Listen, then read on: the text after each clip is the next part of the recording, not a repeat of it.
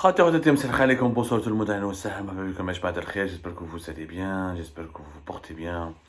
J'espère que vous passez une belle journée du 13 décembre 2022. Je ne vais pas tarder beaucoup dans cette émission, que je vais essayer de faire courte pour répondre. C'est un coup de gueule que je vais faire. Depuis le début de la Coupe du Monde, ça existait déjà bien avant. Je vais parler je vais oser parler, je vais casser un tabou de cette accusation permanente en Algérie, cette étiquette qu'on veut coller à toute personne qui a un discours plus ou moins juste, pas positif. Même quand tu as un discours pas négatif, un peu moins critique, lucide, ou juste dans certains domaines sur le Maroc, tu es étiqueté en Algérie serviteur du Makhzen. Un serviteur du Makhzen qui a cette accusation qui a pris une dimension dramatique et alarmante depuis le début de la crise politique entre les deux pays. Enfin, la crise politique, elle a débuté entre les deux pays depuis l'indépendance, mais depuis l'aggravation de la crise politique entre les deux pays au lendemain de la normalisation des relations entre le Maroc et Israël en décembre 2020, et avec la rupture des relations diplomatiques consommée à partir de l'été 2021, où les éléments de langage des médias, des politiques en Algérie, des dirigeants algériens, serviteurs du Makhzen. Si tu n'es pas d'accord avec leur politique anti-marocaine, si tu n'es pas d'accord avec leur agressivité permanente à l'encontre du Maroc, tu es un serviteur du Makhzen. Je voulais juste réagir parce que depuis le début de la Coupe du Monde, celles et ceux comme moi qui ont salué les performances de l'équipe nationale du Maroc, qui l'ont soutenu, qui ont exprimé leur admiration, leur adhésion à ces succès-là, qui pour moi honorent tout le continent africain et particulièrement le Maghreb et le monde arabe et musulman. قال لك vous êtes des serviteurs du Makhzen. المخزن يخلص فيكم ويبعث لكم في لي فيرمون يرمي عليكم الدراهم لي زورو pour dire du bien du Maroc. انا حبيت نفهم برك هذول لي بروباغانديست الجيريان واش يدير بيا انا بايزون عبد الصمد، واش يدير بيا المخزن، واش يدير بيا يا ناس اللي نوبليس راهم لحقوا demi finale de la Coupe du Monde. Le Maroc s'est offert une publicité gratuite énorme. Le monde entier parle en ce moment du Maroc. Le drapeau marocain, l'image du Maroc, la culture marocaine, le sport marocain, ils sont à l'honneur à travers les quatre coins de la planète.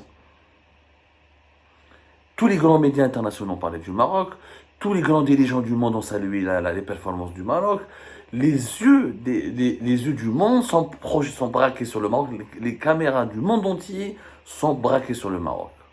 Le Maroc a réussi à devenir est devenu au centre des intérêts de tous les mouvements d'influence de la planète pour des raisons qui s'expliquent, parce que demi-finale d'une Coupe du Monde de football, la compétition sportive la plus populaire, la plus regardée de la planète, la plus suivie, la plus prestigieuse, la plus influente, la plus puissante en termes d'image et d'émotion. Et de liesse populaire et de catalyseur social. Elle rassemble les gens. C'est normal que le Maroc tire les dividendes ou la tire un avantage énorme sur le plan de l'influence politique, parce que quand un pays devient influent dans le domaine du sport ou de la culture, quand il a une très bonne réputation, une très bonne image, ben il devient forcément, il arrive à utiliser, il a des atouts pour avoir une influence politique. Donc, عبد الصمد واش يدير بيا انا المخزن؟ واش يدير بيا؟ الناس ما فهمتهمش هادو لي بروباغانديست algériens. واش يدير بيا انا ولا d'autres activistes algériens qui sont installés à l'étranger, qui ont une visibilité très limitée. اشمعنى le Maroc maintenant راه هادو السي ان ان يهضروا عليه، بي بي سي يهضروا عليه، الجزيرة تهضر عليه، لي شين ترك يهضروا عليه، والجابون يهضروا عليه، في لاشين يهضروا عليه، في الهند يهضروا عليه. واش يدير بالجيري بارد ولا avec d'autres youtubeurs algériens؟ محدوم يدير بينا، ما سحقناش. دونك il faut يا جماعة نرفعوا المستوى. هذه la diabolisation permanente des personnes qui disent du bien du Maroc. On a dit du bien du Maroc quand le Maroc fait du bien. Quand le Maroc fait de grosses conneries, où il y a des choses, des dysfonctionnements au Maroc, où il y a des dérives des tares, ou des défaillances, on le dit. Suivi le débat que j'ai eu avec des influenceurs marocains que j'ai fait sur Twitter, et les intellectuels marocains, J'ai parlé de l'affaire Omar Radi, le journaliste qui est emprisonné, qui est pour moi injustement emprisonné, et qui est pour moi victime d'une cabale judiciaire, parce qu'il a dérangé les autorités marocaines à travers ses enquêtes. J'ai parlé des droits de l'homme, j'ai parlé des prisonniers politiques du RIF. C'est le Maroc qui est critiquable. Le Maroc n'est pas un modèle parfait. D'ailleurs, les Marocains le disent même le Mekhzen lui-même, ce qu'on appelle le Mekhzen lui-même ne dit pas qu'il y a un système parfait. Les dirigeants marocains, contrairement aux dirigeants algériens, ils ne disent pas que nous sommes une force régionale, exemplaire, leader du pays, des pays africains. Non. La différence entre le système marocain et le système algérien, c'est qu'il n'y a pas le même délire d'autosuffisance, ou la même délire d'autosatisfaction, ou d'autocongratulation. Les dirigeants marocains sont conscients de leurs limites, de leurs faiblesses, et aussi de leurs qualités. Et le Maroc, tu veux critiquer le Maroc, il y a plein de dossiers. Il y a des affaires de corruption au Maroc, comme pratiquement partout à travers le monde. Même le Parlement européen, il y a le Parlement européen, il y a eu des liaisons dangereuses entre des députés du Parlement européen et du Qatar. Ça, un homme cache des centaines de milliers d'euros cachés dans les appartements, ou dans les domiciles de certains députés, des hauts responsables du Parlement européen qui ont été corrompus et achetés par le Qatar. La corruption existe partout. Mais le Maroc n'est pas le mal absolu. En Algérie, maintenant, pour devenir un bon patriote algérien, il faut dire du mal absolu, dire que le Maroc est un mal absolu. Non. D'abord, personne n'a le droit de dire qui est algérien, qui ne l'est pas. L'Algérie ne vous appartient pas.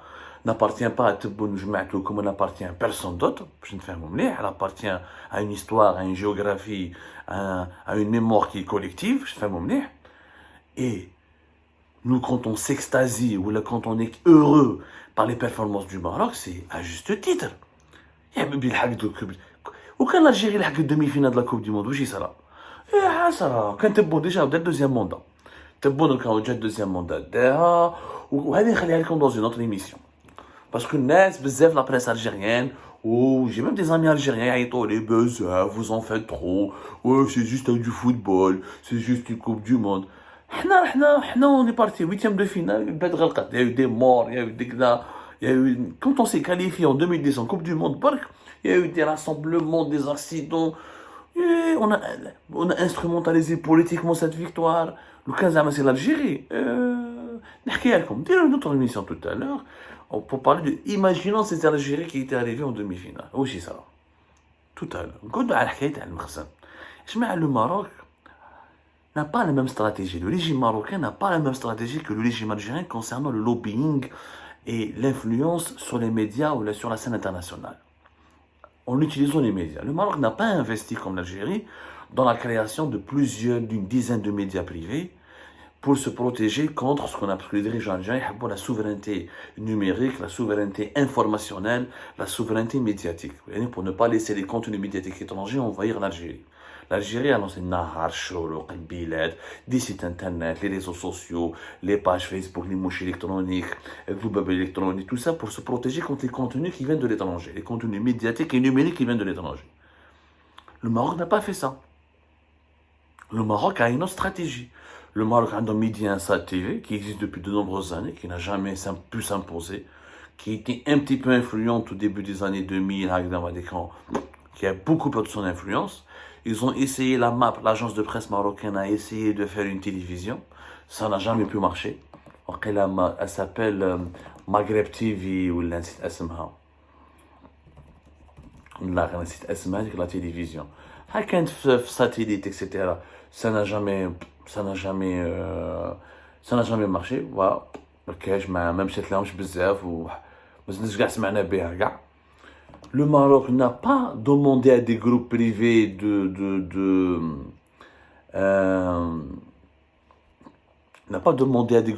se lancer dans l'investissement dans des télé privées, etc., pour développer, promouvoir l'image du Maroc. Non, il n'a pas fait ça. Le Maroc, il a opté pour le soft power. C'est-à-dire comment avoir la promotion de sa belle image et de son influence à travers des productions culturelles et sportives et cinématographiques. Le Maroc, par exemple, a abrité la réalisation de grands films américains. Hollywood a tourné énormément de films au Maroc. Allez voir la liste des grands films américains qui ont été tournés au Maroc, vous allez tomber par terre. Voilà, la chaîne de télévision qu'ils voulaient faire, c'était M24, voilà. M24 et qui n'a jamais, vraiment, qui n'a jamais marché comme il se doit. Mais alors, je vous la liste des films américains tournés au Maroc, vous allez voir. Les festivals des grands festivals internationaux, de musique, de culture, le développement, le tourisme. Le Maroc, hein, pendant les 6 premiers mois de l'année 2022, il a accueilli presque 4 millions de touristes, 3 millions et demi et quelques.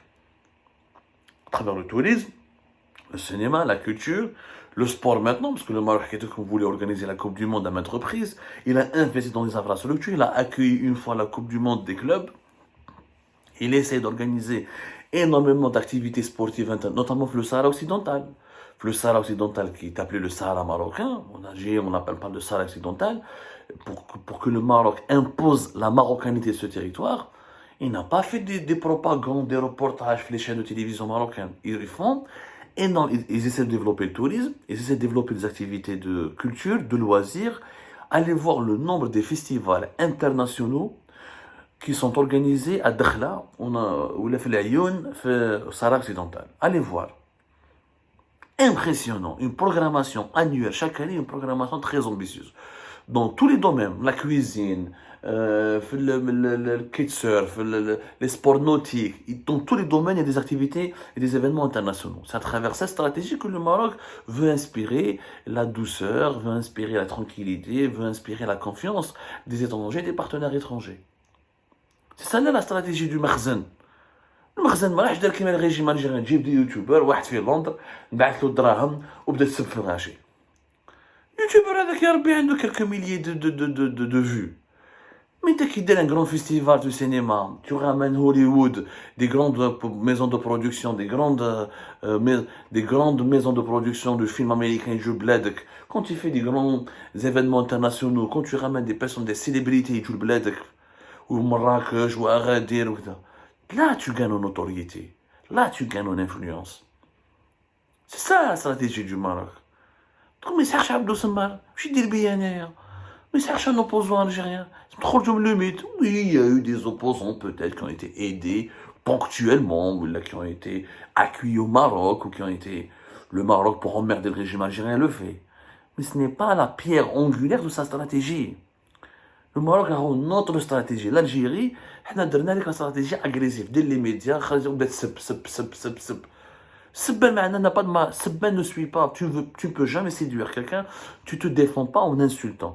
Tu te défends en inventant, en innovant, en présentant quelque chose qui a une valeur ajoutée, en participant à la création d'un film, ou d'une compétition sportive internationale, ou d'un événement d'un événement économique. Je vois le nombre des congrès, des réunions de business qui sont organisées dans les grandes villes marocaines.